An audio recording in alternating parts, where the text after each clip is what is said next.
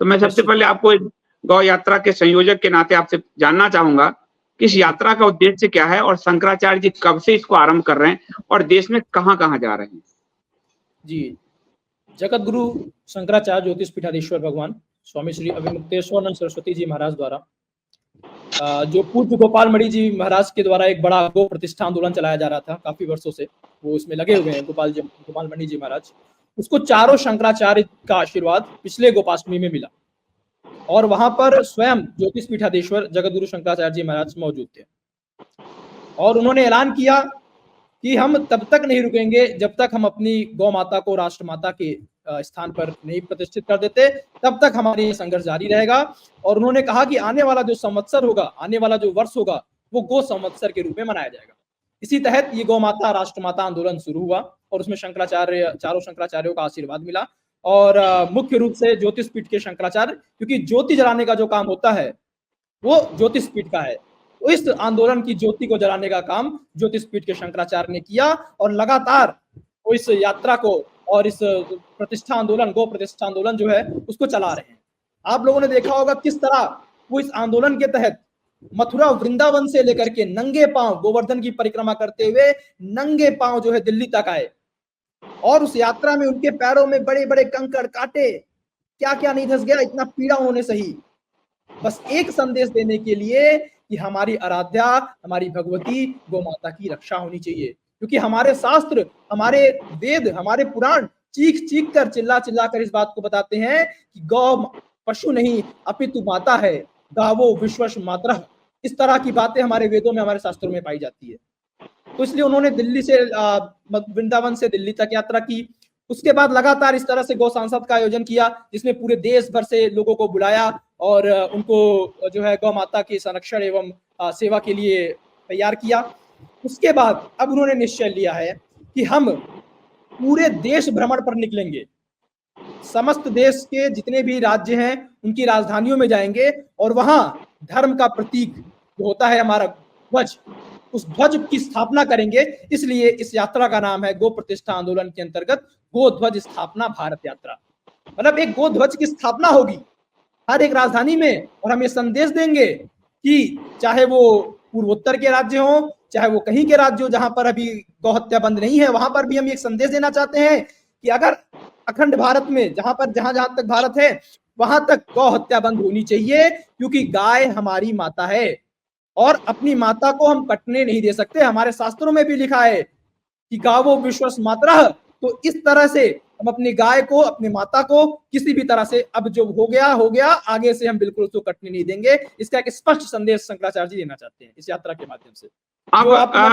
मुझे इसमें मैं चाहूंगा कि आप जरा यात्रा का पूरा रोड मैप समझाएं कि शंकराचार्य जी, और मैं कहूंगा अमरदीप को कि शंकराचार्य जी की यात्रा कहाँ-कहाँ से गुजरने वाली है, ताकि वहां के लोग भी, हिंदू भी उससे जुड़ सके। तो वो पूरा रोड मैप आप समझाएं। निश्चित, मैं चाहूंगा कि जितने लोग भी दर्शक यहाँ पर देख रहे हैं हमको इंडिया स्पीक्स टेली के माध्यम से, आप लोग इसको प्रसारित करें और सभी हिंदुओं को, सनातनियों को जगाएं। क्योंकि एक चीज संदीप देव जी मैं स्पष्ट बता देना चाहता हूँ, जो भी दर्शक हमको सुन रहे हैं, देख रहे हैं, कि बहुत लोग को लगता है कि गाय हमारी माता कैसे हुई। तो एक जो चीज है, बहुत लोगों में कंफ्यूजन रहती है। बहुत लोग कहते हैं कि जो है वो दूध देती है इसलिए माता है। दूध तो बकरी भी देती है, दूध तो भैंस भी देती है, दूध हम उसको तो माता नहीं मानते हैं। फिर बहुत से लोग कहते हैं कि जो है गाय जो है अलग अलग तरीके की बात करते हैं कि ये जो है माता है। लेकिन जो सही तरीका है किस लिए गाय हमारी माता है वो हम समझने की आवश्यकता है। जो हमारा धर्म है, सनातन धर्म। जी हाँ, तो मैं वही चाह रहा हूँ कि ये जो गो प्रतिष्ठा आंदोलन है, ये 22 सितंबर से आरंभ होगा और 26 अक्टूबर तक चलेगा। अयोध्या भगवान श्री राम की जन्मभूमि से ये आरंभ होगा। तो मैं एक बार चाहता हूँ सारे प्रदेशों का नाम और कौन सी तिथि को वहां रहेंगे शंकराचार्य जी, ये आप जरूर बता दें पहले। निश्चित मैं आपको ये बता देता हूँ। एक सेकंड में पूरा खोल करके कि किस दिन जो है कहाँ से यात्रा शुरू होगी। आप लोग को बता दें कि अयोध्या से, जो श्री राम की जन्मभूमि है, जिसलिए श्री राम ने जन्म लिया, गौ माता की रक्षा के लिए। हमारे शास्त्रों में तुलसी के रामचरितमानस में कहा गया है, विप्रधेनु सुरसंत लीन मनुष्य अवतार। तो राम जी ने जिसके लिए जन्म लिया, आप कह रहे हो ना कि राम जी आ गए, राम जी आ गए, तो राम जी आ गए, लेकिन राम जी को लाने वाली कौन है? एक गाना इन्होंने खूब चलाया, जो राम को लाए हैं हम उनको लाएंगे। तो राम को लाने वाला कौन है? राम को लाने वाली गौ माता है, वो गौ माता सुरक्षित क्यों नहीं है? इसी का संदेश देने के लिए हम लोग अयोध्या से इस गौध्वज स्थापना यात्रा की शुरुआत करना चाहते हैं और ये स्पष्ट रूप से संदेश देना चाहते हैं कि राम को लाने वाली जो हमारी भगवती गौ माता है वो सुरक्षित हो, संवर्धित हो और किसी भी तरह से उसके साथ अन्याय ना हो। इसलिए हम लोग अयोध्या से शुरू करेंगे और उसके बाद क्योंकि समस्त प्रदेश की राजधानियों में जाना है, तो अयोध्या के बाद हम उत्तर प्रदेश की राजधानी लखनऊ और उसके बाद बिहार की राजधानी पटना, इस तरह से ये पूरा कार्यक्रम है। मैं आपको पूरा इसका विवरण एक बार दे देता हूँ। हाँ, ये दे दीजिए ताकि वहां के लोग जुड़ सके, तारीख के साथ जगह आपका बता दी। मैं पूरा आपको दे देता हूँ इसका जो और टाइमिंग जो है 12 से 3 का है सब जगह। सर, हर जगह 12 से 3 ही है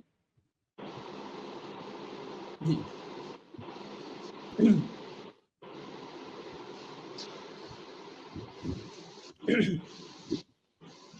आपको मैं बता दूं कि ये यात्रा अयोध्या से शुरू होगी, जो हम अपने धर्म की अपनी राजधानी मानते हैं, धार्मिक राजधानी अयोध्या, वहां से शुरू होगी और 22 तारीख को हिंदी दिनांक के हिसाब से 22 सितंबर से ये यात्रा शुरू होगी और शंकराचार्य जी 12 बजे अयोध्या पहुंचेंगे, वहां पर एक प्रेस कॉन्फ्रेंस करेंगे, उसके बाद एक सभा को जो संबोधित करेंगे, साथ में इसके गौध्वज की स्थापना भी होगी। समस्त प्रदेश की राजधानियों में जहां जहां ये यात्रा जाएगी वहां पर गौध्वज की स्थापना होगी। तो सर्वप्रथम ये शुरू होगा अयोध्या से। अयोध्या में 22 तारीख को, फिर लखनऊ आएंगे 23 को, 12 से 3 कार्यक्रम है, सभी कार्यक्रम 12 से 3 है, बार बार नहीं रिपीट करता हूँ इसको, सभी कार्यक्रम 12 से 3 है।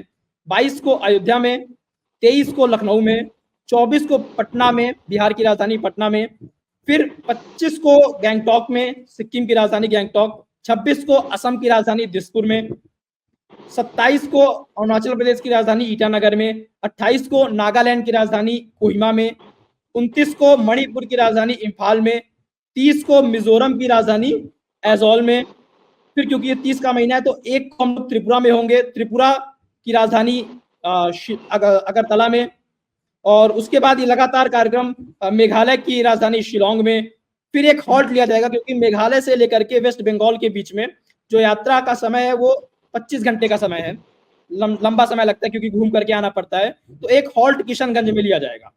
ये हॉल्ट किशनगंज में 3 तारीख का होगा, वहां पर भी छोटी सी एक गोष्ठी का आयोजन होगा।